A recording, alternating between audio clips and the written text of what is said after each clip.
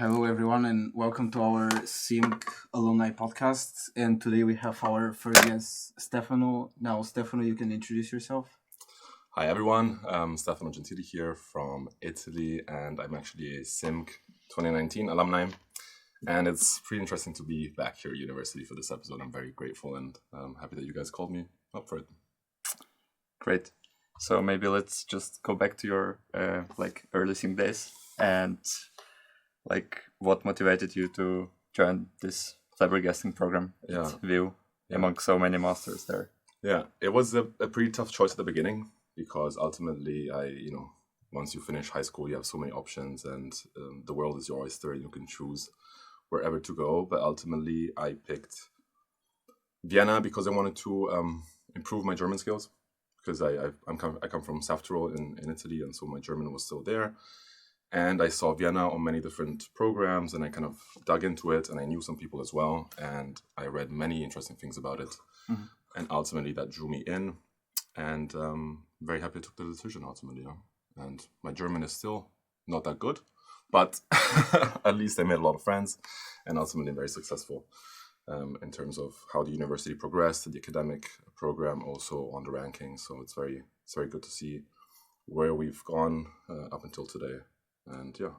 But did you actually do your bachelor's here? And how do you end up from Italy to Vienna? Like, what made you choose SIMC specifically? It's a little complicated and a little complex, but basically I started my academic studies in England, in Bristol, because my mother's half English, half British. And so I started there, and then I ended up finishing my bachelor's in Italy, in Bologna, beautiful city, eating tagliatelle and lasagna the whole time. So you can imagine it was a pretty good experience. And then I finished in Bologna, had a kind of gap year to work, like everyone, study for the admission test, the GMAT, which was a very tough time, and then actually got into Vienna because of German, ultimately. I wanted to improve my German language, and I thought Vienna was a very good option also because of the city, highest quality of standards in the world and the like, and so ultimately ended up here. And I still remember I actually walked past the hotel where I stayed the first night before the admission test. And it was kind of like a huge throwback after 5 years. And I remember being so nervous and being like, oh, what am I doing here? Like, what is this place? Looking outside the window and seeing like the Prater Park and the Luna Park and the wheel. And I was like, what am I doing here? What is this place? There's like a Luna Park in the middle of the city. And then the next day we had the admission test and I was very nervous and actually remember having a glass of Prosecco before actually going to the test. Oh. They didn't know this, nice but approach. It worked. Yeah. So it worked. So you basically had the admission test for the SIMC Master, right? Yeah. What was that exactly? Because now we have a bit different structure with the group case study calls and essays. Yeah.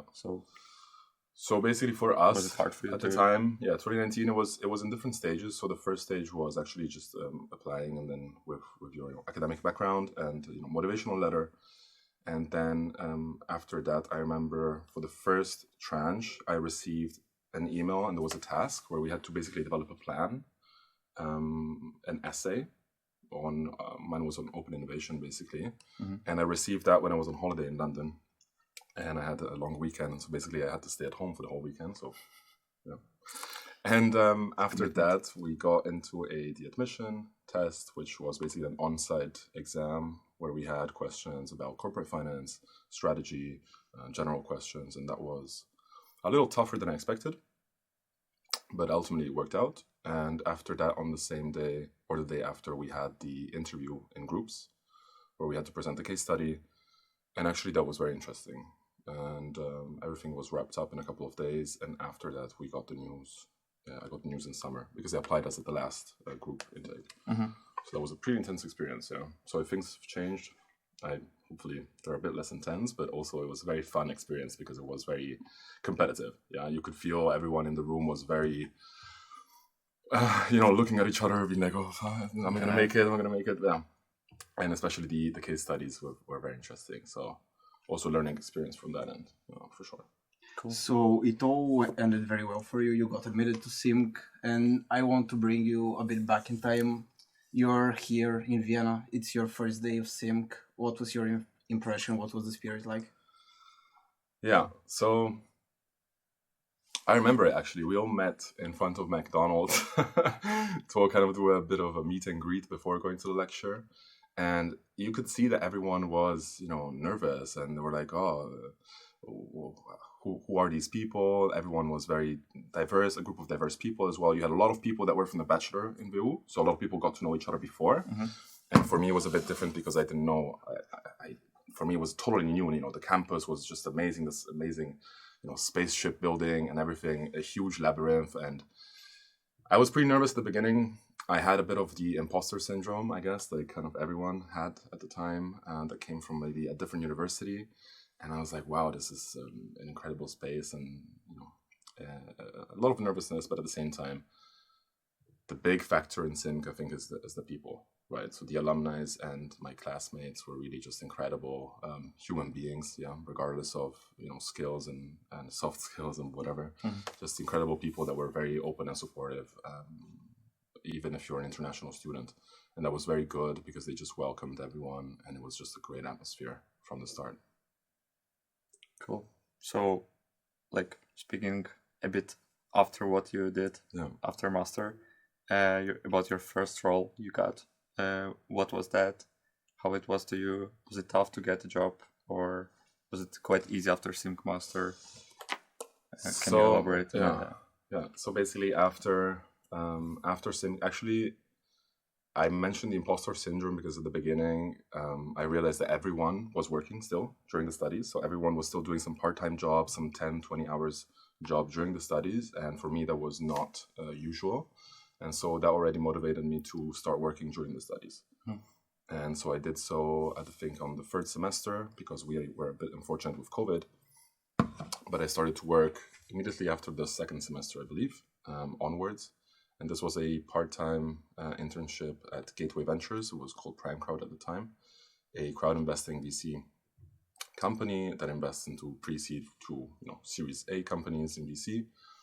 And my job was being an analyst there. And I was just assessing all the companies, doing scouting, presenting every opportunity to the ISC on a weekly basis, and just getting into the whole VC world. And that was during my studies. And that ultimately spun out into my full-time position after I finished my studies as an associate, and then progressing into portfolio manager position into the company. So ultimately working two years and a half in VC in Vienna as my real proper first experience was also very, very interesting. And of course, SIMC helped to get that job, definitely, because I got to know many different people, also through the NIMS that we organized at the time, so the Network for Innovation Management, between all the companies and all the schools in Europe. And then ultimately at the NIMS closing party, I got to know a colleague of mine who then actually introduced me to the company. And it was also a bit of luck, because I was going through the career website and it was down. There was error, the classic mistake in an internet page. And then I told him, hey, I think your career page is down and I would like to apply for a job. And he was like, wow, that's amazing, because we literally mentioned that now. Let's go for a coffee tomorrow. So it will all kind of spun out of good luck and good timing. So, but definitely SIMC had also definitely played a role in that journey. And how do you find the job market in Vienna? Was it this endless searching for internships, sending your CV, waiting for responses, and maybe spending months on it, or for you it was a relatively fast process? For me, I have to say I was very lucky. I was at the right place at the right time, and also getting to know the right people, and through this huge network of SIMC. And so for me, it was relatively straightforward. And from one job to the next, it was all kind of through building my own network and always, developing over time. I know that a lot of people in SIMC went also through the consulting route, because normally a lot of the people who actually graduate either choose the consulting path, BCG, McKinsey and the like, or go through the venture capital, be it founder's associate or be it an analyst associate or investment manager in VC. Those are the two major streams. And of course, if you go through the consulting path, then it's definitely a way longer process. But for me, actually, it was pretty straightforward, and actually very lucky and grateful for that as well. But this actually made me wonder, did SIMC in any way influence your career choice? Were you having a different idea when you entered the program versus when you started your internship? Yeah, so to be very honest, when I entered the program, I wasn't really sure what I wanted to do. And I think this is a very common thought that many of us have when you start a master's. You kind of like and the beautiful thing about the SIMC and the course in general is that you can have many different options when you finish. You can end up in finance, you can end up in consulting, you can end up in entrepreneurship, which by itself opens a plethora of things that you can do, and many other things. And so it definitely pushed me towards this venture capital arm, because we had the entrepreneurship and innovation E&I class, and that was very interesting for me, especially the part where we had to come up with our own company, own startup, develop the plan, the strategy. And so I found that very interesting, all the mechanics behind VC and all the success stories of, at the time, of also successful startups in Austria and in the German region. And so that was something very, very interesting to me that kind of influenced me also towards going into VC. And also it was a mix between consulting and creativity, which I think is very important nowadays anyways. And so that definitely played a role. Yeah. So basically you were very engaged in your master and working part-time, I suppose, besides like your full-time master. Was it hard for you to combine so many activities like during your master, or how do you have it was definitely a challenge. Tips? Yeah. So my tip is don't work and study at the same time. No. Especially during your master thesis, so don't do it. Like, please. No, jokes aside, I think ultimately I was grateful for the company that I was working for, because they allowed a great deal of flexibility. And also the time having, being during the COVID time, there wasn't like a very, strict in-person schedule on campus for lectures. So I was very happy and to have this flexibility and be able to work and study at the same time.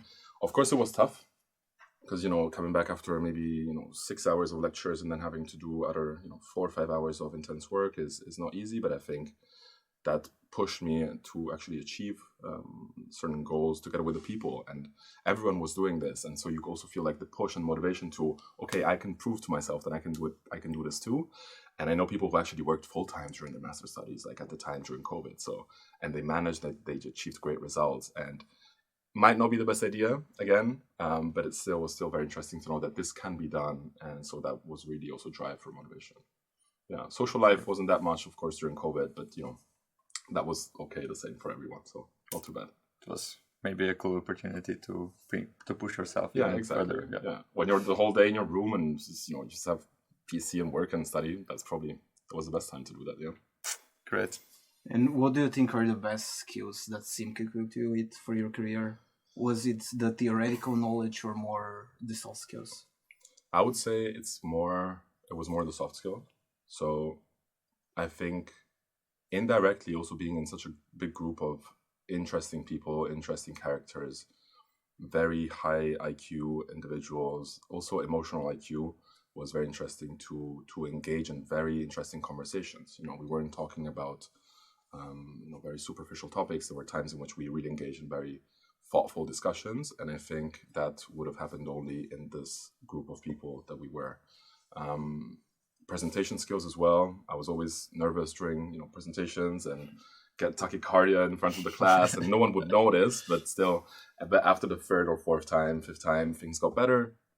And so this was also a very useful skill, and also the one of making sure you convey a message to the right people, and also summarizing things properly, because that was very important at the time to also understand the notions and be able to explain them to someone else, to make sure that you fully understand what you actually learn. But I think one of the most important ones was interpersonal skills. Yeah, because ultimately, whatever job you do, you will have to talk to people, be it finance, be it consulting, be it whatever startup, anything in the world, actually, whatever skill it be, whatever job it is, you will have to talk to someone. So I think it's very important to learn basics of psychology and actually being able to talk to people. And so that was very useful. But that was an indirect learning. Great. Could you maybe also quickly elaborate on the courses you had, like in Vienna as well as in your exchange, if you did one? Yeah. And how was it for you? Was it like academically tough, or? Yeah. Maybe you can describe the highlights of the courses, like the automotive presentation. Yeah. The automotive presentation. We can talk about that for a little while. That was a very interesting course. I think that was one of the first courses in the first semester when were all in person. And this automotive simulation was one hell of a ride, and it was just incredibly fun. And everyone was hyper competitive about it. And basically, everyone had to come up with a car company and also specialize in kind of like what segment of the automotive industry do you want to sell in? Is it going to be the kind of Toyota, or is it going to be the Rolls-Royce, the Ferrari?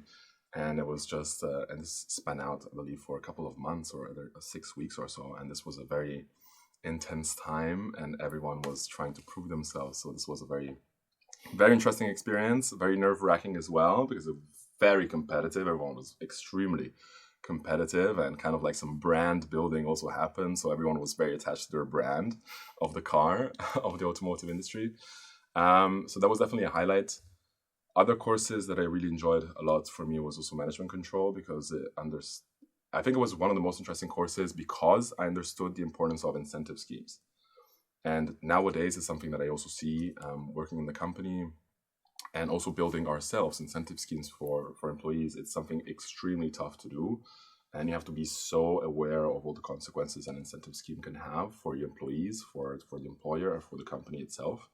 And I think that was a very interesting course because it was based upon real case studies that we had to engage with and had to think through. And it kind of, I underestimated, how important incentive schemes and how complex they can be as well. Also, of course, financial accounting was also very fun. That sounds odd, but it's actually true. And yeah. I can relate. I would say so, yes, exactly. And what elective courses did you take? I took EOI, so entrepreneurship and innovation. I think that was one of the best electives I could have taken. I could have took at the time because it was very driven towards, building your own startup, building your own company, a pitch deck, and, how would you talk to investors and the like. And then I took also finance with Koenig. That was also a great course, very hands-on, very, very also fun in the way that the course was built, with these presentations and all the different content that we had to do. So I was ultimately very happy about my choice of electives, and I don't regret any other choice. Yeah. So you haven't done any exchange during the SIMC program? Yeah, so I remember the time, because we spoke about this before the podcast started, everyone was very excited about applying for the exchange, and there was a huge opportunity for exchange selection. So I was very impressed with also how the university organized it with all the different countries, different top tier universities around the globe. For us, it was a bit of a misfortune because there was COVID and no one actually could go to the actual exchange. Some people did, despite that, or it was a little bit delayed. So I applied for Copenhagen, Rotterdam, and ultimately got into Rotterdam, and didn't end up going because, I could have just stayed at the Studentenheim, at the student home in Rotterdam. So I was like, might as well stay in Vienna and try to improve my German further. So that was it. But sadly, so hopefully now the situation is better and we can go to exchange, because back in the days it was a little tough. So I know people that were celebrating for getting into Sydney or Melbourne, and then just for COVID to come a couple months later was a very tough pill to swallow. But hopefully things are way better now, and happy that everyone can enjoy the exchange and all the opportunities that the course actually gives. That's very unfortunate, because actually the international experience is one of the highlights of the SIMC program, I would say. Yeah, absolutely. I had a couple of friends who actually went to Queen in Canada, and that was just an amazing experience for them. And everyone came back with incredible stories and incredible relationships that they built. And I think cultural openness is something very important for people that haven't gotten out of their comfort zone in a way. And for myself, having living in Italy, living in England, and then living in Austria, I think it just enhances your personality way more and your openness. So you're way more open to new cultures, new people, new ideas, new thoughts. So I think it's extremely important to make use of this incredible opportunity that the master course offers, right? Yeah, for sure. Now I would like you to imagine that you're in our shoes. You're just starting the SIMC program. You're 2 months in. What advice would you give to us? What would you do if you were in our shoes? In what semester are you? the first one. one. So Okay. you're just starting. Okay, fresh. What I would suggest is find your rhythm and build a healthy routine. Yeah. I think this is something that I underestimated at the time, especially with working. And I think it's extremely important to get into the rhythm of, structure, get organized. And how do you want to structure your lessons? How do you want to study for this?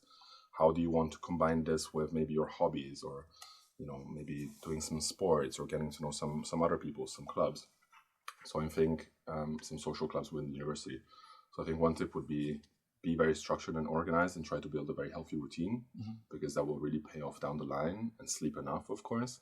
And the other thing would be to try to get as close as possible to the people within the masters, and also create some healthy routines with them. Like, for example, studying all together before an exam. I remember we had these groups on WhatsApp where we then would just meet in the library and find ourselves in these rooms, and then we would exchange the rooms, and people would be mixed, and we would just force each other to explain concepts to one another. And this was a very interesting experience, because everyone learned so much from it and from each other. So try also not to study in isolation, but try to study in groups, because you can only benefit from it. And once you explain a concept, you will just stick to your mind way better. But I think that's something that you guys do anyways. Yeah. Apart from that, make use of what the university offers. Yeah. So the campus itself is absolutely insane. It's like state of the art. I mean, just even this room where we're in, right? I mean, Yeah. I don't know how many universities have that. The library is also an incredible place, and maybe just, if I could go back in time, I would probably make more use of all the facilities and services, and also the sports group. But I think the number one is build a healthy routine around your course, and get to know the people best.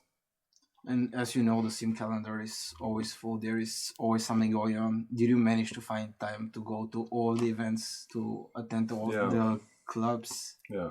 So this was something very surprising and very positive about the course. I mean, we have this, SIM events, communications, all these departments that organize these incredible events. For example, now the Christmas dinner is coming up, and with the alumni as well. And at the time, everyone tried to go as too many events as possible. And then, of course, they realized that this was, also tough from a study perspective, because of the sports and everyone was so excited about being together and doing things together and getting to know each other.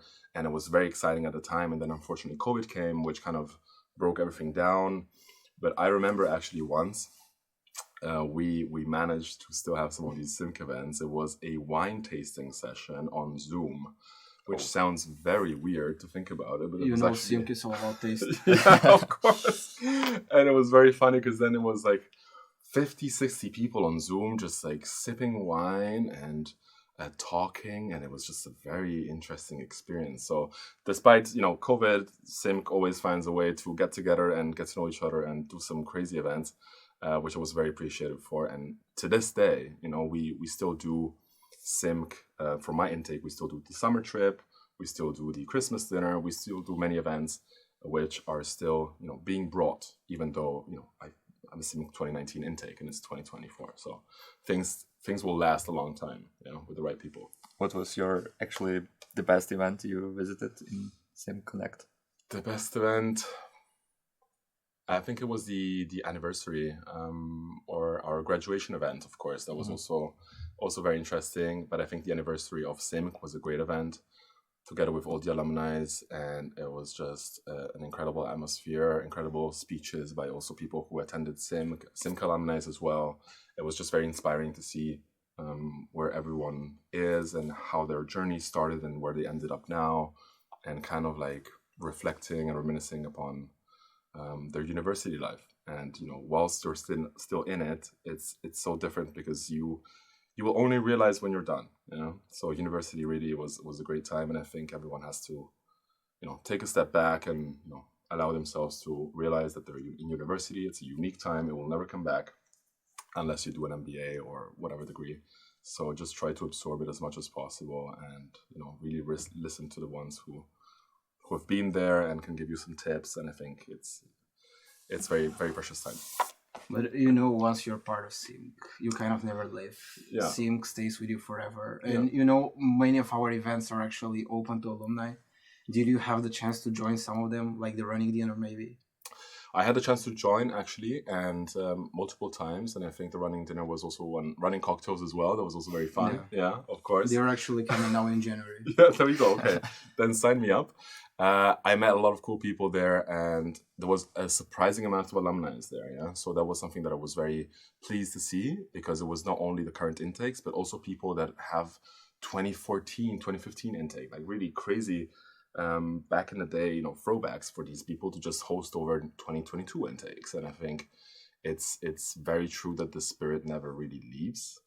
And then the Christmas dinner as well, still open to all the alumni. Great fun. It's always a blast. And of course, there's all these sports events that they organize also. I think it's a great chance to still keep in touch with all the people. Yeah. Yeah, it's really about community. Yeah. I would say. So have you been to any events until now? Oh yeah, for example, for the running dinner, the guests were all alumni in my place, and I was really surprised by that. It was a very pleasant thing to see. Yeah, and actually, as soon as the people entered the room, you could immediately feel the SIMC spirit. Yeah. So everyone with the SIMC hoodies, of course.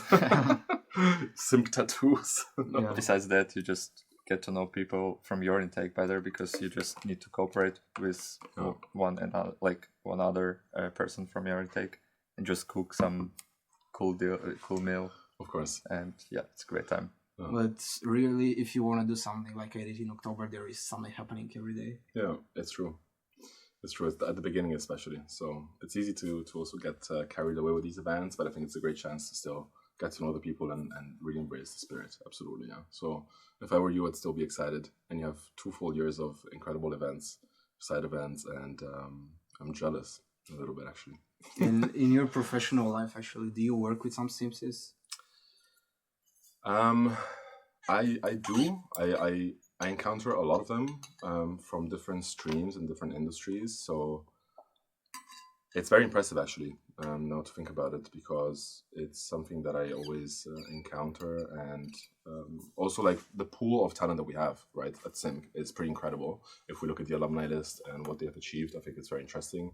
Personally, in the company where I work in currently, we also employed SIMCies and SIMC people, because I know and I'm aware of the talent that there's in this kind of master's course. And so I always, when we have a new job opening, and this is true for other friends of mine who work in other companies, they first of all send the application into the WhatsApp of all the intakes of SIMC. And normally we really get high-level candidates that ultimately, end up working for the company. And so we try to also foster this. Because we know that they've been already pre-filtered, and these are really great, motivated individuals who can bring a lot of value. But yeah, I always meet SIMCies up here and about in calls and meetings also. So it's very interesting to kind of reconnect. So thank you very much for your attendance today. I think it was a really great conversation. Thank to you. hear about your experience. Yeah, and maybe for the ending, let's do a quick fire round. The one that I'm scared about. Yeah. So just very quick answers. Yeah, we'll just offer you one word, and you just need to answer it with the first thing you came to your mind. So the first one, favorite course in SIMC? Management control. Easy. Best SIMC memory? The SIMC closing trip. Poof. Insane. Okay, we will talk about it later. We'll talk about this later, yes. One thing that you miss about being student? Learning not being a job. Yeah. So, and also being stimulated by great minds in the course. It was just all these brilliant people around you. It's just a different atmosphere. Yeah. Top skill that SIMC taught to you? Presenting. Mm-hmm. And maybe favorite professor, master program. Tough one. Yeah. I would say ultimately Hoffman, and I can also give a reason to that, because he is extremely knowledgeable. And I remember forever the scene during the course in the masters where he was teaching he was doing a presentation, and then for 20 minutes he just left the room and gave the space to another assistant professor to do the lecture. And then he was, on the phone scrolling, or I don't know, doing some emails on the side during this break. And then someone asked an extremely specific question about an academic research paper. And then he just out of the blue joined in and literally gave a monologue for 30 minutes about that paper, just like that. So impressive knowledge and very, very cultured and extremely motivating to also listen to him speak. So I would say that goes in my top one. Yeah, he's a SIMC legend after all. Yeah, indeed. We are also very fortunate to be part of his course. So, indeed, yeah. indeed. So thank you. And last one, what is your favorite city you have worked in so far in your career? City I've worked in? Yeah. Tough. I would say Vienna ultimately, because it's a very diverse city when it comes also to working culture, and it's very cozy, right? So it's not like these big cities like Berlin and London where you would have to travel 1 hour to go to work. Sometimes we feel very lucky to be able to travel just 15 minutes to get to work. It's very close to the whole Eastern European region, so you have very different companies, and it's kind of like a hub that connects different industries within this part of Europe, and it offers everything you need, right? So I think from a work perspective, it was very pleasant, with respect to other cities like Paris, London, or Berlin, I would say. Cool.